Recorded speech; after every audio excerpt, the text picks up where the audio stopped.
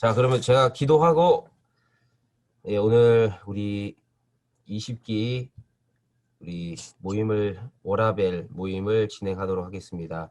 하나님 감사합니다.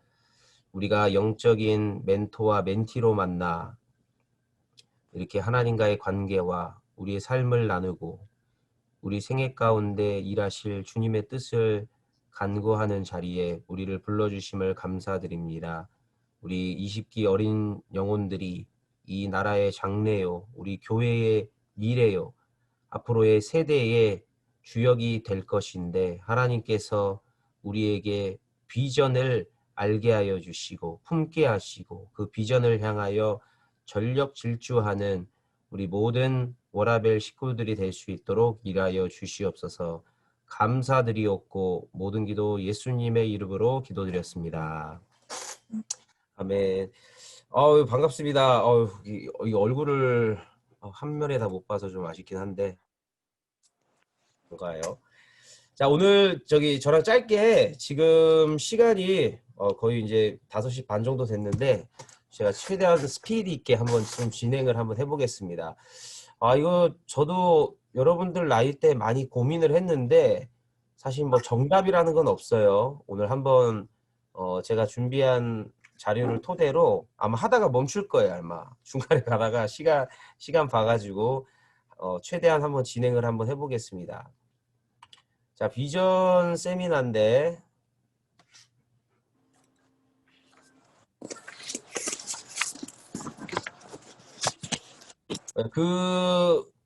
이제 첫 페이지에 제가 이렇게 이제 적어놨습니다. 이게 요즘 많이 좀 회자되는 말이더라고요. 모든 꽃이 봄의 첫날 한꺼번에 피지는 않는다. 노먼 프랜시스라는 이 대학 총장이셨던 분이 이제 했던 말인데, 저도 되게 이 문구에 굉장히 감명을 받아서, 여러분 이 말이 무슨 말인지 알죠? 모든 꽃이 봄의 첫날 한꺼번에, 봄이 되면은 보통 꽃이 다 만개하잖아요. 이렇게 꽃이 다 피잖아요. 이렇게. 그런데 모든 꽃이 봄날에 다 피는 건 아니다. 여름에 피는 꽃도 있고 코스모스처럼 가을에 피는 꽃도 있다. 내 인생에 지금 아직 뭔가 손에 잡히지 않고 열매가 없고 뭔가 내 모습이 불만족스러울지라도 내 인생에 꽃이 필 날은 반드시 온다라는 겁니다. 우리가 오늘 이제 비전 세미나를 이제 진행하면서 우리의 인생의 꽃을 피우고 열매를 맺는 그때를 위해서 우리가 무엇을 준비해야 되는가, 이런 부분들을 함께 좀 나누면 좋을 것 같아요. 전도서 3장 11절 말씀에 하나님이 모든 것을 지으시되 때를 따라 아름답게 하셨고, 지금 우리가 찾아야 될 것은, 저도 제 나이에 맞는 때가 있죠. 영어로 이게 이제 헬라어로는 카이로스라고 하는데, 여러분들 나이대에 맞는 하나님이 원하시는 작품을 잘 발견하고 만드는 그 과정이 스텝이 되게 중요한 것 같습니다. 여러분들 오늘 이 시간에 여러분들을 향한 하나님의 그 꿈과 소망을 좀 찾아가는 시간이 되기를 주님의 이름으로 축원합니다. 자, 그럼 비전은 뭘까요? 비전. 이건 제가 심심해서 올려봤고 어벤져스 비전. 이게 비전이 아니죠? 예? 비전은, 자, 비전을 뭐 여러 사람들이 막 정의를 하고 이렇게 했는데, 일단은 성경에서 나오는 비전은 바라는 것들의 실상이에요. 히브리서 11장 1절 말씀이죠. 믿음은 바라는 것들의 실상이요 보지 못하는 것들의 증거.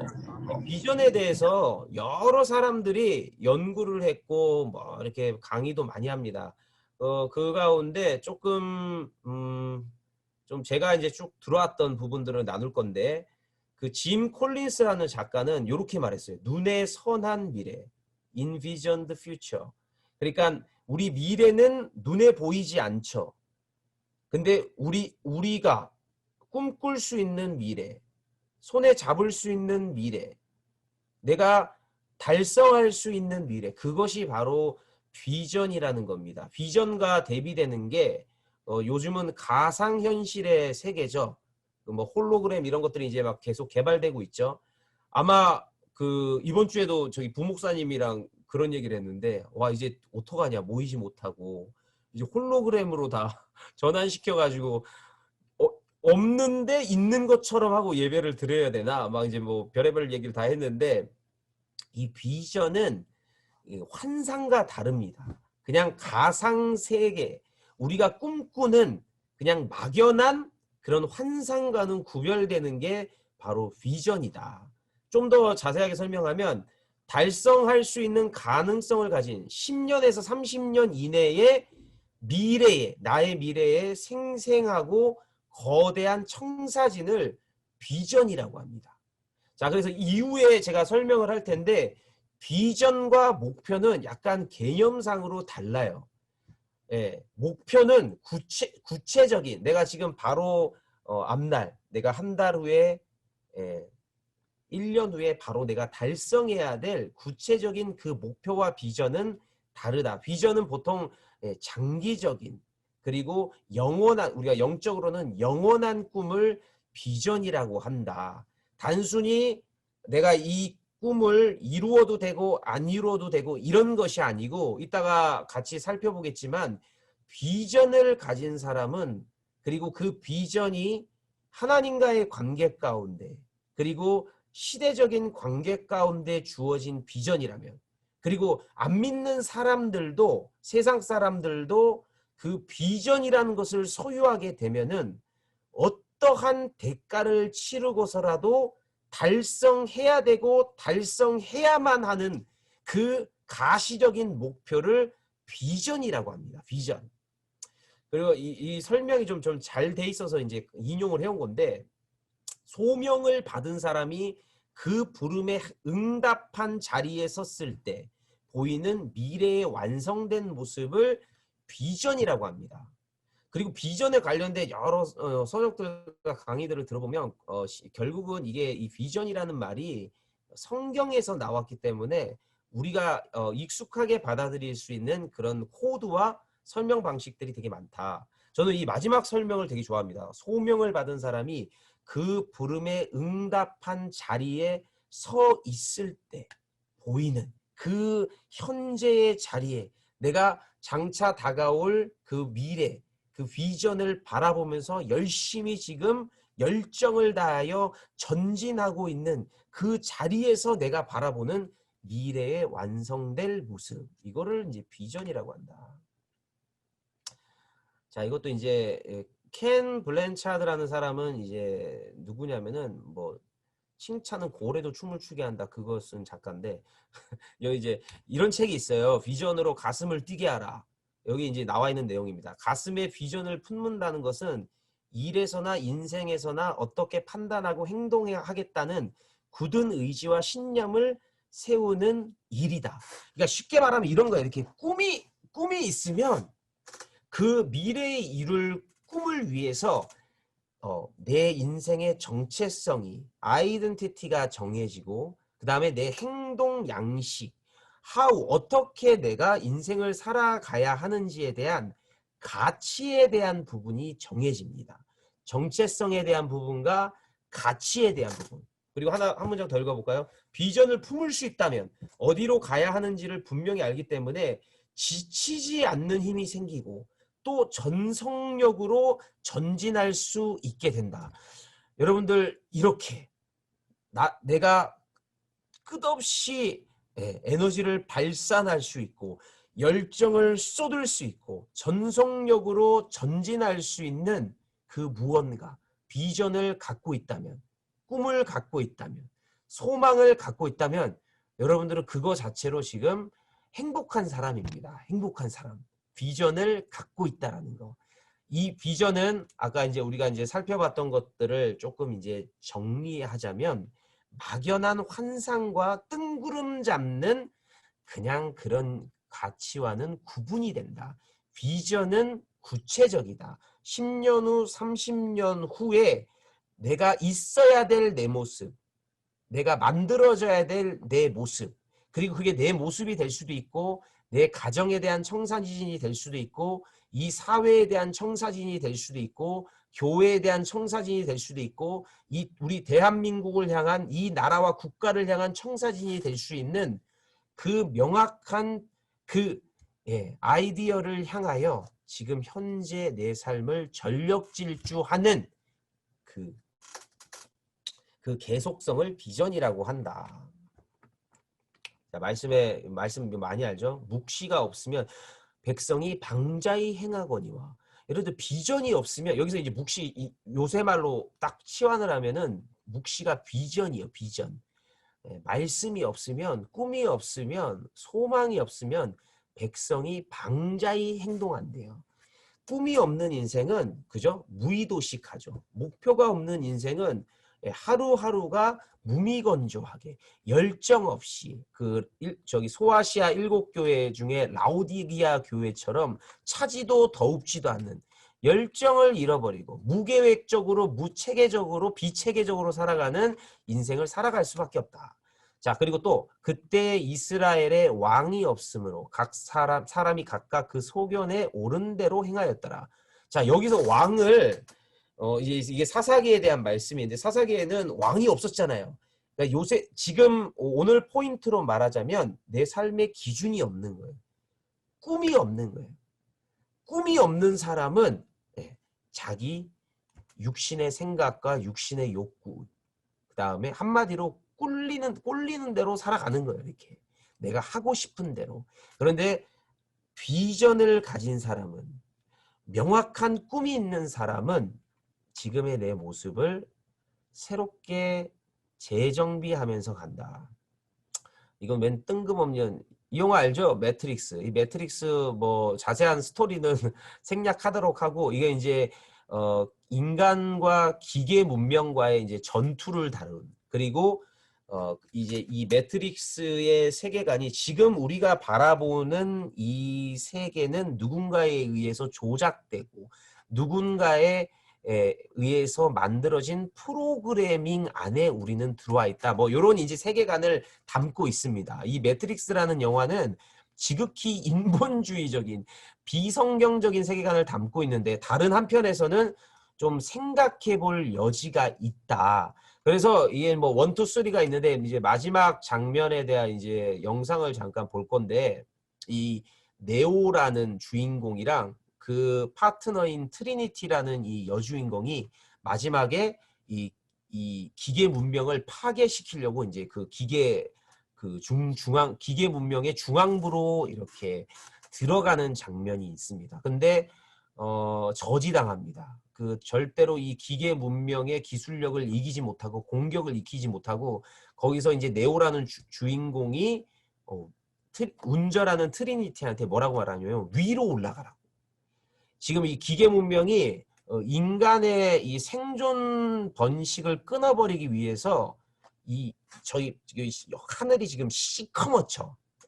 이 태양에서 오는 에너지를 전부 다 차단한 거예요. 차단시키고 인간이 살아갈 수 있는 완전히 환경을 다 파괴한 겁니다. 그랬더니 이제 이 주인공인 네오가 위로 올라가라고 그 위로 올라가게 되면은 우리를 쫓아오는 이 기계들이 다 이렇게 다 말살될 거라고 하면서 이제 올라가는 장면에서 트리니티가 그 구름 속 저 이면에 한 번도 자기가 태어나서 바라보지 못한 진짜 세상을 바라봅니다. 그 표정을 한번 볼게요. 그 표정.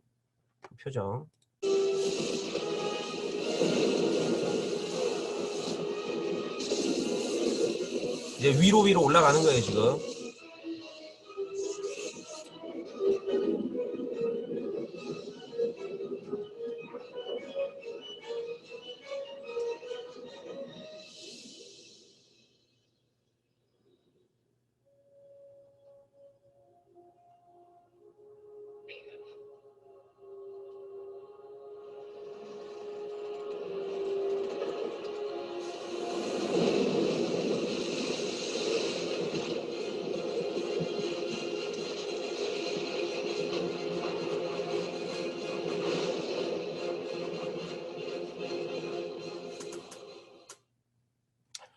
자, 여기 이제 봤죠? 여기서 이제 좀 나누기를 원하는 게 뭐냐면은 여기 구름 속 툭 올라갔다가 지금 비행선이 다시 이렇게 예, 다시 이제 내려가잖아요. 이렇게. 아까 그 주인공의 표정을 보셨습니까? 지금 이 사람들은 영화에서 어떤 설정이냐면은 한 번도 진짜 태양을 본 적이 없는 거예요. 말만 들었지. 근데 이때서야 가장 지금 중요한 이제 기계와의 이제 절대절명의 이제 순간을 앞두고 이 트리니티라는 여자가 진짜 태양을 보는 거예요. 진짜 빛을 보는 거예요. 진짜 세상을 본 거예요. 그때 표정 봤습니까? 연기자가 한 표정? 와, 그 환희에 찬 한 번도 자기가 보지 못한 진짜 세상을 보았을 때, 그 다음에 잠깐 보고 다시 어두운 현실 세계로 이렇게 다시 들어오죠. 근데 우리가 이 비전이란 게 왜 중요하냐면 우리 인생의 수고와 우리의 자랑은 슬픔과 수고와 슬픔뿐이라고 시편 기자가 말하고 있습니다. 우리 인생 가운데 뭐 행복하고 좋아하고 뭐 이럴 만한 일 있습니까, 여러분들?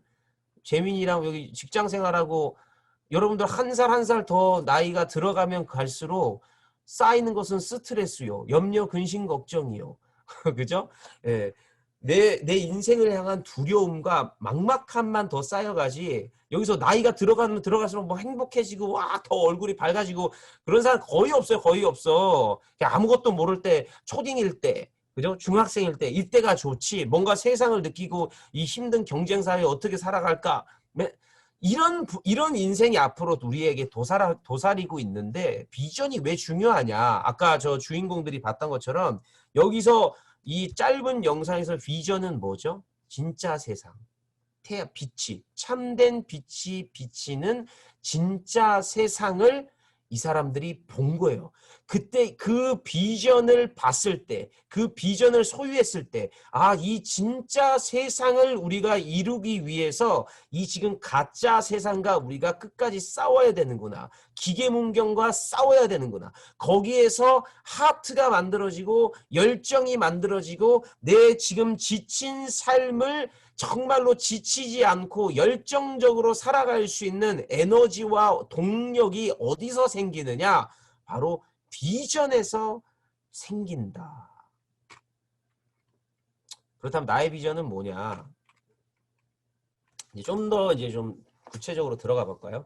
우리가 비전을 찾기 위해서 아까 제가 제일 좋아하는 정의가 세 번째 거라고 그랬죠. 소명을 받은 사람이 그 부름에 응답한 자리에 섰을 때 보이는 미래의 완성된 모습. 우리는 여기 대부분 다 예수 믿는 사람이 다 우리 하나님의 자녀입니다. 우리는 하나님의 아들인 예수 그리스도로 죄 사함 받고 이제는 우리 자신을 위해서 살 수 없고 예수님을 위해서 살아야 한다고, 살 수밖에 없다고, 살고 싶다고 전인격적으로 우리의 삶을 다 동원해서 고백하는 사람이 바로 예수 믿는 우리입니다. 특히 하나님과의 관계 가운데 예수 믿는 사람에게 있어서 비전은 뭐냐? 자, 여기 이제 적어놨죠? 부르심과 밀접한 관련을 맺고 있다. 부르심, 콜링이라고 하죠.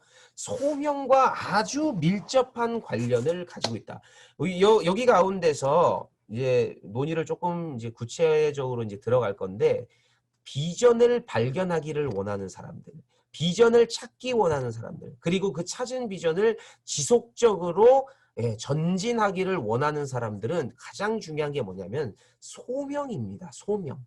부르심을 내가 과연 받았는가? 자, 여기서 이제 좀 구체적으로 한번 살펴볼게요. 첫 번째, 소명을 발견해라. 하나님이 자신의 위대한 일을 이루기 위해 개인을 부르는 것을 소명이라고 합니다. 요거는 나중에 자세하게 설명하도록 하고, 자, 이 소명을 요렇게 한번 접근해 볼게. 나를 부르는 관계 속에서 부름은 시작된다. 자, 여기 밑에 국가, 사회, 가정, 교회, 세대, 개인 뭐 이렇게 이제 적어놨죠. 자, 이제 들어가겠습니다. 소명을 발견해라. 여기서 키워드를 제가 세 가지로 정해왔습니다. 첫 번째, 릴레이션십. 여러분들 관계가 굉장히 중요합니다. 지금 대부분의 세대들이 지금 자라나는 청소년들과 여기 대부분의 청년들이 지금 세대가 꿈이 없어요.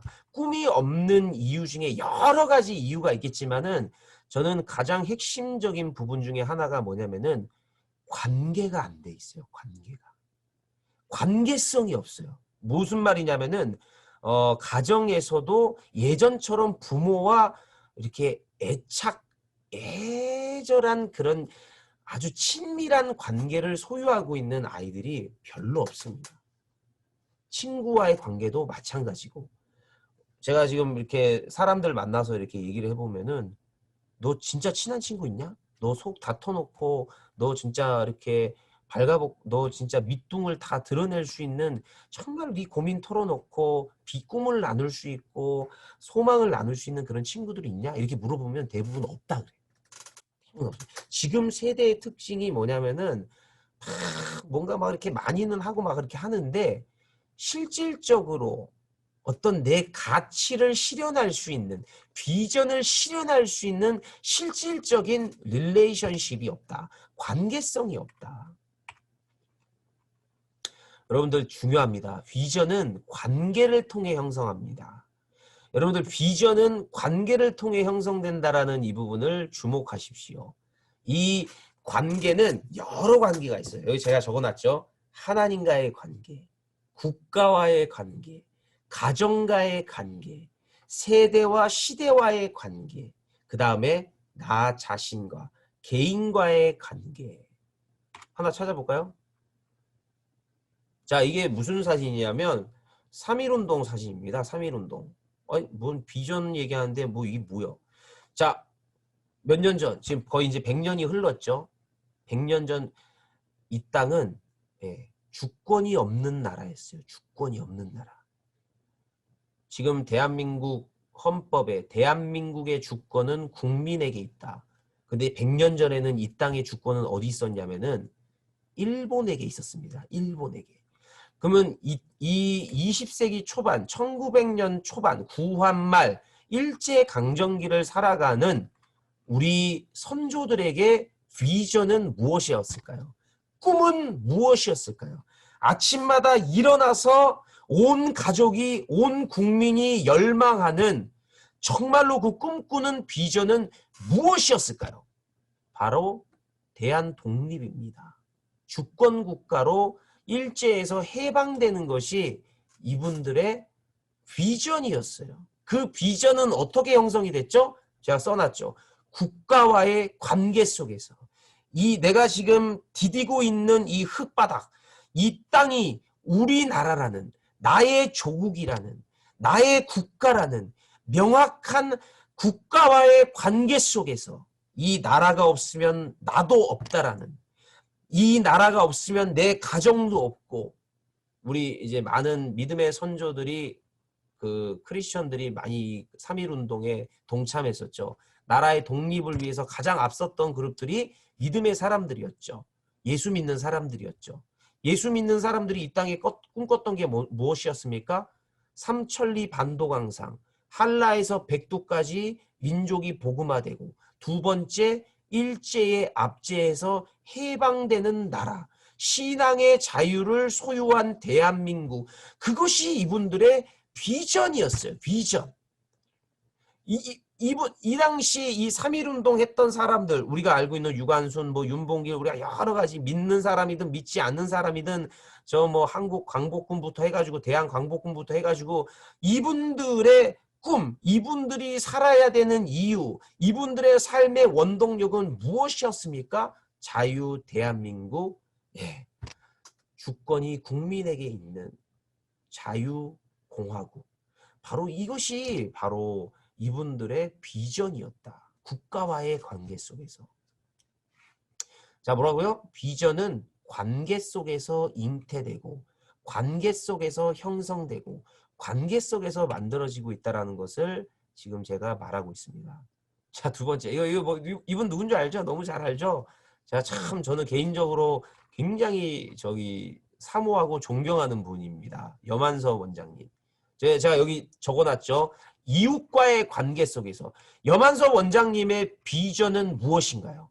염한섭 원장님의 비전은 이분이 지금 연세수동병원 원장이시잖아요. 에이즈 환자들 이렇게 섬기면서. 염한서 원장님의 비전은 뭔가요? 하나님이 창조하신 원리대로 이 대한민국이 남성과 여성이라는 일보일처제라는 성경이 말하는 하나님이 창조하신 가정의 원형을 회복되기를 바라는 것이 이 동성애자들이 회개하고 정상적인 이성 간의 정상적인 교제를 통한 하나님이 원하시는 건강한 믿음의 가정을 이루어 정말로 행복한 대한민국이 되기를 원하는 하나님이 쓰시는 그 제사장적인 나라가 되기를 염원하는 이분의 비전은 바로 그겁니다. 근데 이 비전이 어떻게 생겼습니까? 자기가 의사잖아요. 에이즈 환자 치료하던 의사잖아요. 자기가 섬기는, 자기와 관계 맺고 있는 동성애자들과의 관계 속에서 이분의 꿈이 만들어진 겁니다. 수태된 겁니다. 비전은 뭐라고요? 관계 속에서 만들어진다. 근데 지금의 세대들은 관계가 없는 거예요. 관계. 내가 맺고 있는 관계가 없는 거예요. 다 원자돼서 자기 혼자 다 생활해. 그러니까 자기 관계성을 연결시키지 못하니까 꿈이 없는 거예요. 이거는 그냥 웃고 넘어가자고 제가 하나 띄워놓은 건데 여러분들 이거 아주 중요한 사진입니다. 뭐 차이가 뭔지 아시겠습니까? 헤어스타일이 확 차이가 났죠. 이거는 뭐 이제 웃자고 올려놓은 건데 웃자고 올려놓은 거지만 제가 이렇게 나누고 싶은 제가 다니고 있는 미용실이 있어요. 우리 교회 집사님이 하시는 데인데 제가 이제 딱 그 미용실에 이제 처음에 딱 갔더니만 그 집사님이 하시는 얘기가 뭐였냐면은 제가 그때 전도사였던 전도사님 항상 저는 전도사님 머리를 보면서 마음이 아팠습니다. 마음이 아팠습니다. 이러면서 여기 지금 헤어샵에 우리 사역자들이 많이 가거든요. 그래서 이분의 비전은 뭐냐면은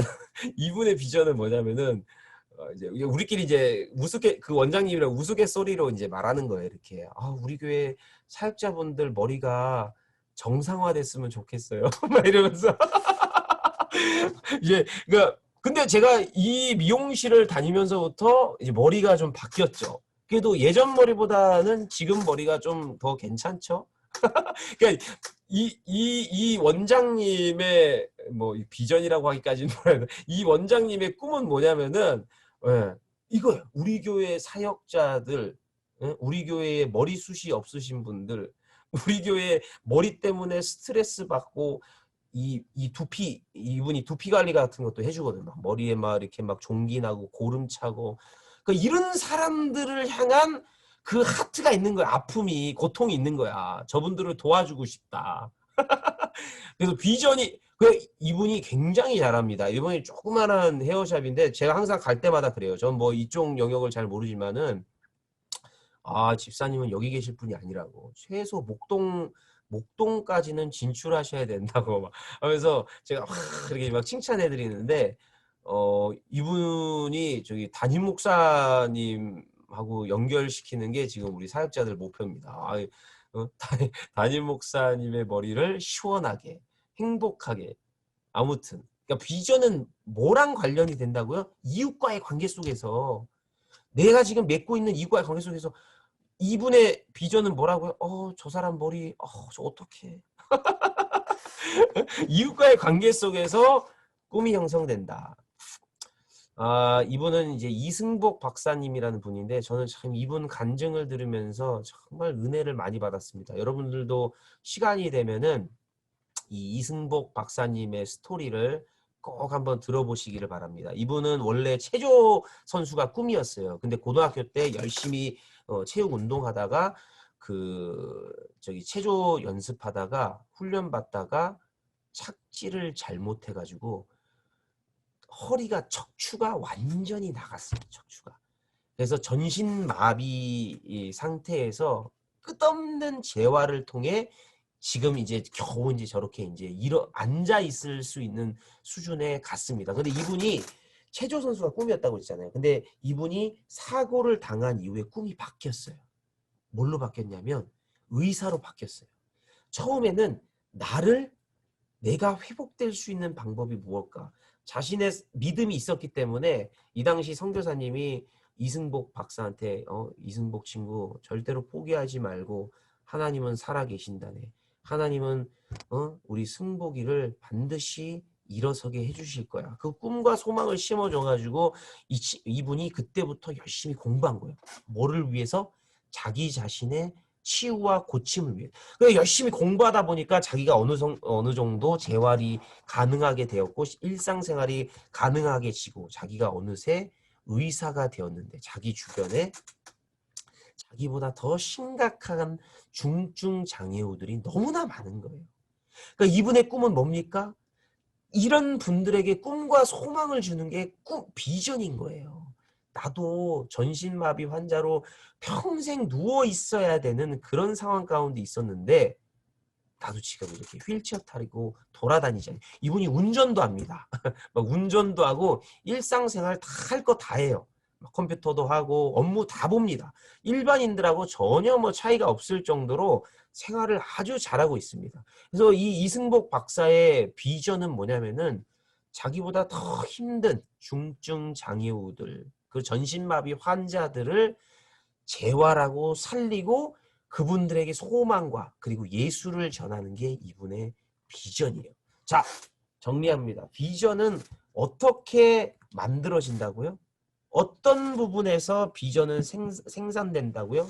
관계 속에서, 국가와의 관계 속에서, 이웃과의 관계 속에서, 부모와의 관계 속에서, 나 자신과의 관계 속에서 형성된다. 두 번째, 이렇게 관계를 통해 형성된 비전은 여러분들 비전과 그냥 조금 있으면 사라질 꿈과는 어떤 차이가 있느냐? 비전은 우리의 가슴을 뛰게 한다. 여러분들이 지금 가지고 있는 꿈이 여러분들의 가슴을 뜨겁게 합니까? 불일 듯 일어나게 합니까? 그 불일 듯 일어나게 하는 그 꿈 가운데 여러분들은 벌떡벌떡 아침마다 일어나고 있습니까? 그럼 아직 여러분들은 비전을 못 찾은 거야. 내 마음을 송두리째 지배할 만큼 나를 뜨겁게 만드는 것은 무엇인가? 우리 담임 목사님 매일매일 문자 넣잖아요. 우리 담임 목사님의 비전은 뭐예요? 성도들 천국 가고 신앙생활 잘하고 예수님 재림하실 때 들림받는.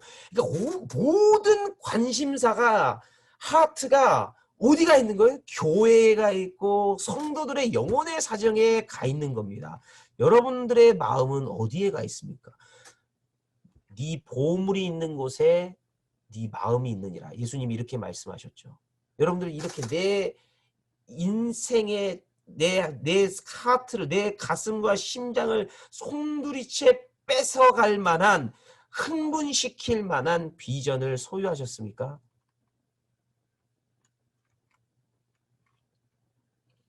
마지막으로 비전은 열정을 만들어냅니다. 여러분들 열정 없는 비전 그런 거 없어요. 그거는 전부 다 공허한 메아리에 불과합니다. 저 무신론자, 저 마르크스주의자들이 꿈꿨던 지상낙원 이런 것들에 불과해요. 비전은요. 비전은 진짜 하나님으로부터 온 비전은 이루어야 되고 이루지 않으면 안 되고 그리고 이 비전이 나를 살아가게 만들고 존재하게 만들고 숨쉬게 만들고 호흡하게 만든다. 제가 적어놨죠. 비전은 열정을 만들고 열정은 비전을 결국 완성하는 힘이 됩니다. 원동력이 됩니다. 여러분들 이것이 비전입니다. 그래서 우리가 첫 번째 지금 여러분들 나이에 비전을 가져야 돼요. 비전을 가진 인생과 비전이 없는 인생은 삶의 구성과 삶에 임하는 자세가 천지 차이다. 사도 바울이 비전의 사람입니다. 뭐라고 말했습니까? 나의 달려갈 길과 주 예수께 받은 사명, 곧 하나님의 은혜의 복음을 증거하는 일을 마치려 하면은 나의 생명을 조금도 귀한 것으로 여기지 아니하노라. 자, 정리합니다. 비전은 우리는 하나님과의 관계를 떨어뜨려서 생각을 절대로 할 수 없죠. 비전은 관계를 통해 만들어진다. 그래서 비전을 꿈이라고 합니다. 더 구체적으로는 신앙적인 용어로 설명하면 곧 사명을 의미한다. 사명이기 때문에 내 모든 인생을 쏟아 부을 수 있는 거예요. 여러분들 꼭 비전을 구해야 됩니다. 비전을 간절히 찾아야 됩니다. 지금부터 발견하는 그런 과정이 우리에게 있어야 된다.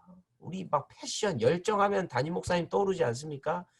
나는 죽어도 좀 이게 성회하는 장면이죠. 청년성에 우리 20기 아이들 중고등부성에 다 참석 아직 저기 청년성에 참석했구나 지난 동계 때. 담임 목사님 열정 우리 보잖아. 이거 맨날 보잖아요. 왜 이 한 사람을 그토록 미치게 만듭니까? 비전 때문에 그런 겁니다. 꿈 때문에 그런 겁니다. 사명 때문에 그런 겁니다. 내가 지금 열정이 물론 열정을 갖는 경우가 있어. 죄에 미치면. 그리고 이제 대부분 이제 20대에 들어오면은 그 열정을 어디다 쏟아붓냐면 이성 친구. 대부분 돈 버는 데는 30대 돼야 이제 돈 버는 데 미치고 20대 때는 주로 어디다 미치죠? 이성 친구에 미친단 말이야. 여러분들을 정말로 흥분시키고 열정을 쏟아 놓을 만한 그런 비전을 갖고 있는 사람이 되기를 주님이 열망하신다. 그러니까 비전은 찾아도 되고 안 찾아도 되고 이런 차원이 아니고 반드시 찾아야 된다. 어떻게 찾으라고요? 관계를 통해서. 그리고 그 릴레이션십을 통해서 무엇을 느끼라고? 하트. 고통을 느끼라고. 고통 없는 비전은 없어요, 여러분들. 아까 3.1운동 얘기했죠? 100년 전 이 땅을 살았던, 구한말을 살았던, 일제강점기를 살았던 그 우리 믿음의 선조들의 가슴에는 고통이 있었어요. 근데 그 고통이 목숨을 바쳐 순교하기까지 자유 대한 독립 운동 그리고 신앙의 자유를 갈구하는 몸부림으로 이어졌다. 자, 두 번째. 첫 번째 뭐라고요? 부르심, 콜링, 소명을 찾아라. 두 번째는 목표, 미션을 세우고 실천하라. 목표는 비전을 이루어가는 구체화된 임무다. 여러분들 비전은 그냥 만들어지는 것이 아니고 이 큰 비전은 작은 목표, 미션을 통해서 이루어진다. 비전이 구체적일수록 목표도 구체적이 된다. 그렇겠죠? 예. 비전이 있고 크다 할지라도 목표를 이루지 못하면 비전은 환상이 된다. 자, 요거는 모소 대나무. 이거 아는 사람도 있죠? 참 이게 신기한 대나무인데 중국 극동 지방에서만 자라는 희귀종인 모소 대나무라는 것이 있습니다. 씨앗에서 싹이 트고 수년간 농부들이 매일 정성을 들여도 4년간 몇 센치 자란다고요? 4년간? 예? 3cm.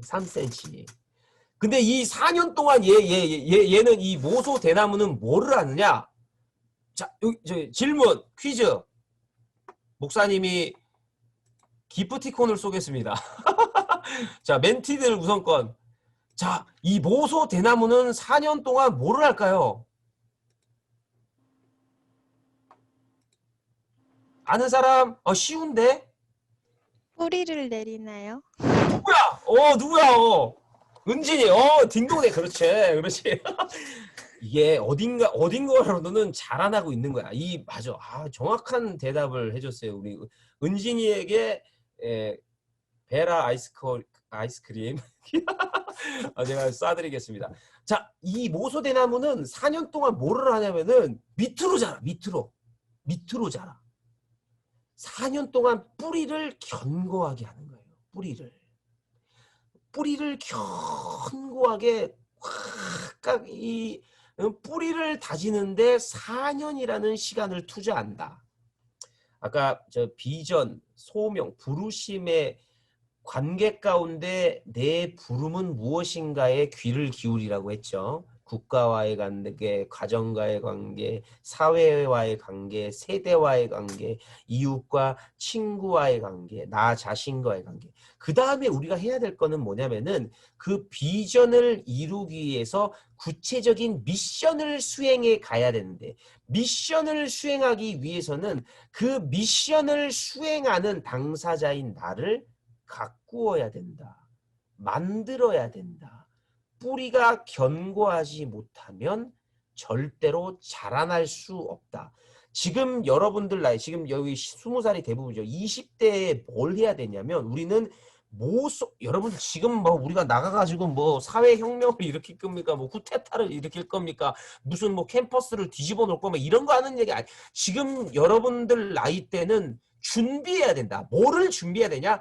뿌리를 깊게 내려야 된다. 신앙의 뿌리를 내려야 되고 신앙을 견고하게 만들어야 되고 내 인격과 내면을 견고하게 무장시켜야 되는 나이가 바로 여러분들 멘토 멘티들 여러분들 20대 때 지금 해야 될 일이 바로 이겁니다. 하지만 이 대나무는 5년째 되는 날부터 하루에 무려 여러분들 생각해보세요. 하루에 30cm가 이 정도인데 하루에 30cm가 자란대요. 이 말이 됩니까? 이게 왜 가능하죠? 4년 동안 뿌리를 이 집안에 아주 견고하게 뿌리를 갖추어 놨기 때문에 하루에 30cm. 6주 만에 15m 이상, 오른쪽에 보이죠? 이게 막 쭉쭉 자라나는 아주 울창한 숲을 만드는 이 대나무, 이게 바로 모소대나무라는 희귀종이라고 합니다. 여러분들 뿌리가 견고해야 무럭무럭 자란다. 아까 소개했던 이제 켄 블래차드라는 사람이 이렇게 말했어요. 현재를 지나지 않고 미래로 갈 수는 없다. 자, 여기서 제가 좀 정리를 해봤습니다. 저 자신한테도 굉장히 중요한 부분이었고, 비전. 그럼 비전을 어떻게 찾고, 어떻게 만들어가고, 어떻게 수행할 수 있을 것인가? 첫째, 현재에서 시작하는 겁니다. 저는 제가 만난 사람들에게 항상 물어보는 게 있어요. 너는 너를 사랑하냐? 너는 지금 네 자신의 모습에 만족하냐? 너는 너 자신을 정말로 사랑하고 존중하냐? 여러분들 자존감이라는 게 뭐죠? 스스로 자기를 존귀히 여기는 마음이에요. 근데 지금 특히 우리 이제 20대의 많은 청년들이 자존감이 굉장히 낮습니다. 그리고 예수를 믿는 사람들 중에도 안타깝게도 자존감이 많이 낮은 경우가 굉장히 많아요. 그리고 저도 여러분 나이 때 자존감이 굉장히 낮았고 제가 몇 번 나눴죠. 저는 저를 사랑하지 못했어요. 그리고 누군가로부터 내가 사랑받을 수 있을 거라고 생각을 전혀 안 했습니다. 우리가 미션을 수행하기 위해서는 비전의 사람이 되기 위해서는 비전으로 우리가 춤추기 위해서는 현재 내 모습, 있는 그대로의 내 모습을 존귀히 여기고 사랑할 수 있어야 됩니다. 이것이 신앙 인격의 기본적인 기본입니다. 우리가 예수님을 만나면 첫 번째 무엇을 발견하냐면 예수님이 나 같은 죄인을 너무나 사랑하셨다라는 사실. 어떻게 이렇게 세상 나가면 뭐 나를 누가 알아줍니까? 뭐 학교 가면 친구들이 나를 인정해 줍니까? 그런데 우리를 창조하신 그 예수 그리스도, 우리를 피 흘려 구원하신 그 예수 그리스도는 티끌보다 못한 나를 사랑하셨다라는 거예요. 내 곁에서 세상 사람들 다 너를 무시하고 인정해 주지 않더라도 너는 내가 사랑하는 자녀야. 내가 너를 얼마나 사랑하는 줄 아니? 내가 너를 얼마나 정말로 죽기까지 사랑한 줄 아니? 이 진리의 목소리, 이 진리의 마음을 우리가 만나게 된다. 그래서 예수님을 만나면 자존감이 회복됩니다. 여러분들 이 자존감이 회복돼야 아까 대나무처럼 뿌리를 깊이 내릴 수 있습니다. 자존감이 낮은 사람들은 사회생활할 때도 자신이 없어요. 대인관계 속에서도 자신이 없습니다. 내성적이고 자꾸 방콕만 하려고 해. 여러분들 첫 번째, 현재의 나를 사랑하십시오. 나는 나를 사랑할 수 없지만 예수님은 여러분들을 사랑하셨습니다. 이 안경을 바꿔야 돼. 안경을 이 안경을 안 바꾸면은 내가 빨간 안경 쓰면 세상이 다 빨갛게 보이는 거예요. 이렇게. 시꺼먼 안경 쓰면 세상이 시꺼멓게 보이는 거예요. 세상만 시커멓게 보입니까? 나도 시커멓게 보인다. 아, 여러분들 저기 세상 지금 그 뭐 맨날 그런 것만 뭐 저기 뭐 가수들 아이돌 그러면은 나는 죽어야 돼. TV에 나오는 사람들만 보다가 나를 보면은 돼져야 돼. 죽어야 돼. 응? 저기 바로 지금 난지도 저기 쓰레기 하치장에 가야 됩니다. 존재의 가치가 없어요. 일단 비율이 안 좋잖아. 5등신. 어? TV 나오는 사람들 머리도 작고 그 TV 나오는 사람들에 비하면 내 눈은 뭐죠? 생기다만 장애인이죠. 장애인. 죽어야 돼 다. 이게 여러분들이 쓰고 있는 안경을 바꿔라. 패러다임을 바꿔라. 가치관을 바꿔라. 자, 두 번째. 내 인격을 아름답게 건설하라. 이따가 설명하겠습니다. 내 인격 중에 제일 중요한 인격은 성실이에요. 이거는 뭐 강조 안 해도 여러분들 성실해야 됩니다. 신앙생활도 예수 믿는 사람은 나태하고 게으를 수가 없어요. 성령과의 관계 가운데 사는 사람은 게으를 수가 없습니다. 여러분들 예수 안 믿는 사람들도 세상에 성공하는 사람들도 성실합니다. 내 인격을 20대에 누구와의 관계 속에 보더라도 나를 성실한 사람으로 만들어야 돼요. 세 번째, 전문성을 가져야 됩니다. 나만의 장점을 발견하고 개발하라. 뭐 이게 비전하면 뭐 이 인물을 빠뜨릴 수가 없죠. 여러분들 이 다윗입니다. 다윗. 뭐 이 스토리는 여러분들 다 이렇게 다 알 거고 제가 여기 적어놨죠. 미션을 성실하게 비전을 이루어 가기 위해서는 그 비전을 구성하는 세부 목표를 매일매일 성실하게 이행해야 되는데 미션을 성실하게 수행해야 됩니다. 그리고 미션을 전문적으로 나를 전문가로 만들어야 됩니다. 뭐냐면은 아까 제가 그 머리 깎는 얘기했죠. 제가 이제 가는 그 이제 미용실 가는 그 집사님은 20대 초반부터 지금 그분이 40대 초반이신데 20년 동안 미용을 하셨어요. 그래서 그분은 저는 이렇게 많은 헤어샵을 이렇게 가보지 않았지만은 이분은 진짜 제대로 관리를 해줘요. 일단은 그 사람의 두상에 맞게끔 헤어스타일을 딱 컨셉을 잡고 그 다음에 제가 되게 좋았던 건 뭐냐면은 이분은 두피 관리를 해줘요. 두피 관리를 해주고 예, 제 생활 습관까지도 컨트롤 해줍니다. 예, 먹는 게 이 두피와 직결이 된대요. 먹는 게. 그리고 내 생활 습관 막 늦게 자고 하여튼 이 수면 뭐 여러 가지 막 이게 설명을 해주는데 여기서 제가 다 설명할 수는 없고 이 뭐냐 이분 자기 딱 내가 느꼈을 때 아 이분은 전문가다. 그리고 자기 삶에 성실하다. 이게 딱 느껴지니까 이분에게 내 머리를 맡길 수 있는 거예요. 내 머리카락을 맡길 수 있는 거예요. 그러니까 세상 일도 이렇게 성실하게 전문적으로 했을 때 그 분야 가운데 성공합니다. 이게 바로 미션이죠. 여러분들 비전은 그냥 만들어지는 게 아니에요. 지금 내 삶의 현실에 내가 지금 여기 학생들은 내가 지금 학과 공부에 성실하게 전문적으로 마음 쏟아서 직장 다니는 친구들은 내가 맡고 있는 지금 업무에 성실하게 전문적으로 나를 갈고 닦아야 그 사람이 비전에 접근해 가는 겁니다. 뭐라고요? 미션을 성실하게, 미션을 전문적으로. 이거를 아주 잘 설명해주는 인생을 살았던 인생이 바로 다윗입니다. 시편에 이런 고백이 있어요. 또 그 종 다윗을 택하시되 양의 우리에서 취하시며 전량을 지키는 중에 저희를 이끄사 그 백성인 야곱 그 기업인 이스라엘을 기르게 하셨더니 이에 저가 그 마음에 성실함으로 기르고 그 손에 공교함으로 지도하였더라. 자, 여기서 영어 성경으로 어떻게 되어 있냐면 그 마음의 성실함이 faithful이에요. faithful, 신실함. 성실하다라는 거예요.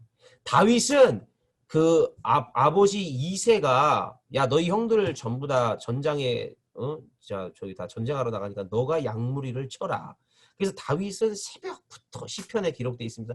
새벽부터 새벽 이슬을 맞으면서 양무리를 칩니다. 다윗은 성실했어요. faithful했어요. 이새 부친인 아버지인 이새가 다윗을 믿을 만큼 성실했습니다.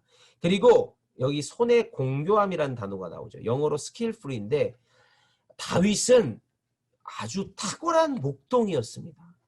다윗이 그 사울왕 앞에 갔을 때 저 막 이스라엘 백성들을 이스라엘 군대를 욕하는 골리앗 막 그 앞에서 막 이스라엘 백성들이 부들부들 떨고 있으니까 다윗이 열받아 가지고 저 개 같은 이방인이 왜 우리 이스라엘의 군대를 욕합니까? 제가 나가겠습니다. 출정하겠습니다. 했더니 사울왕이 그러죠. 야, 이 쬐깨난 건 네가 뭘 한다고 그러냐. 왕이시여, 제가 양무리를 지키는데 이리 때와 사자 때들이 오면은 제가 그 아가리를 찢어가지고 양을 구했습니다. 이만큼 이 청년, 이 소년인 다윗은 전문가였다. 무슨 전문가? 자기 양떼를 지키는 전문가. 구체적으로는 물맷돌 던지는 선수. 여러분 제가 하나 물어보겠습니다. 다윗이 골리앗을 때려 눕혔을 때 첫째 1번 오직 100% 성령의 능력이다. 2번 아니다. 100% 물맷돌 던지는 실력으로 때려 눕혔다. 세 번째 100% 성령의 능력, 100% 다윗의 물맷돌 실력. 정답은 뭘까요? 많은 신앙 잘못 오해하고 있는 사람들이 예수 믿는 사람들 중에 약간 신롱주의로 빠지는 사람들 중에 그냥 기도만 하면 되고 신앙생활만 잘하면 되고 이렇게 착각을 하는데 아니에요, 여러분들. 다윗은 그 당시에 어디 내놓으면 둘째가라면 서러울 정도로 물맷돌 선수였다. 전문가였다. 물맷돌 전문가였다. 다윗이 어떻게 사자의 입을 찢습니까? 그럼 뛰어 들어오는 사자를 뭘로 이미 때려쳤다, 때려 눕혔다? 사자가 뛰어들 때 물맷돌로 던져가지고 사자 이 대가리를 딱 가격해가지고 때려 눕힌 다음에 기절한 사자에게 가가지고 칼로 아가리를 찢고 양을 꺼낸 게 다윗인 거예요.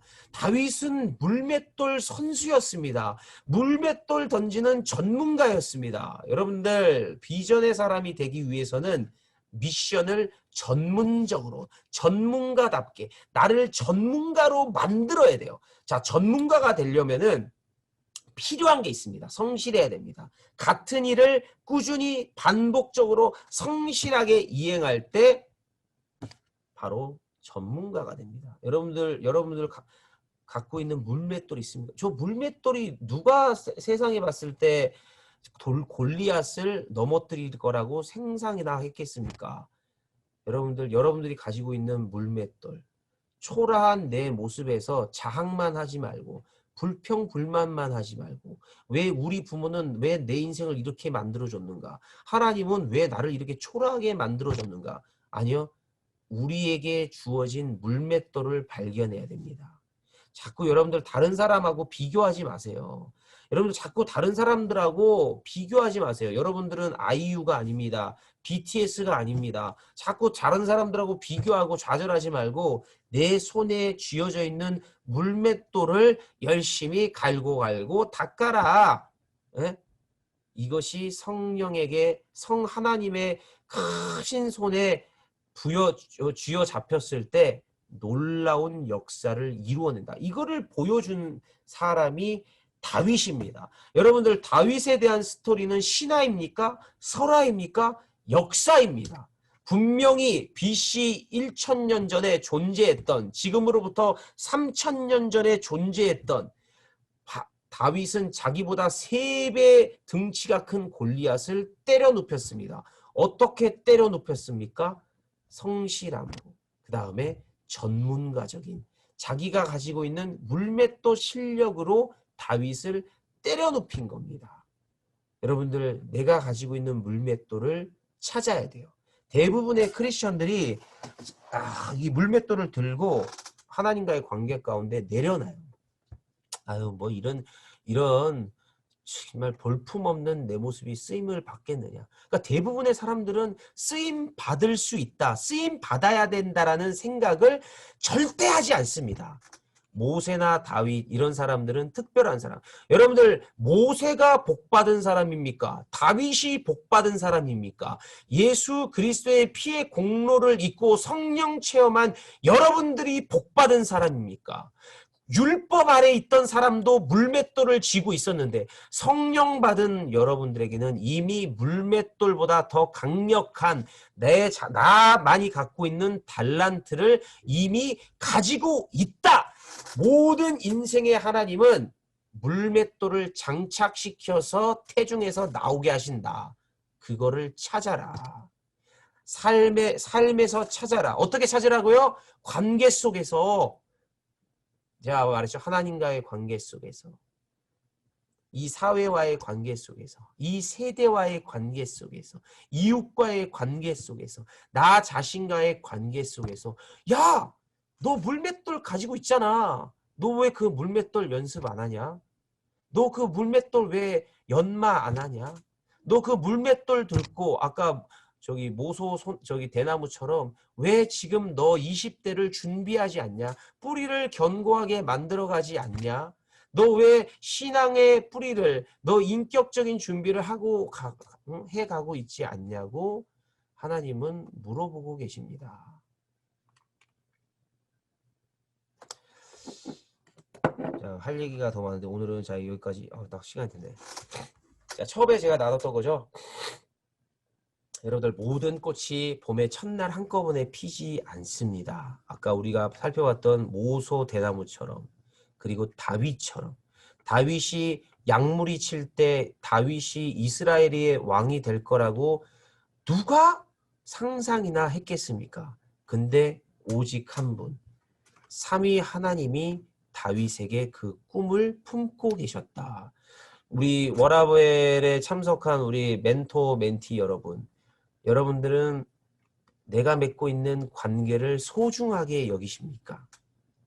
부모와의 관계, 가족과의 관계, 교회와의 관계, 나 자신과의 관계, 하나님과의 관계, 이 사회와의 관계, 지금 병들어서 신음하고 있는 이 세대와의 관계.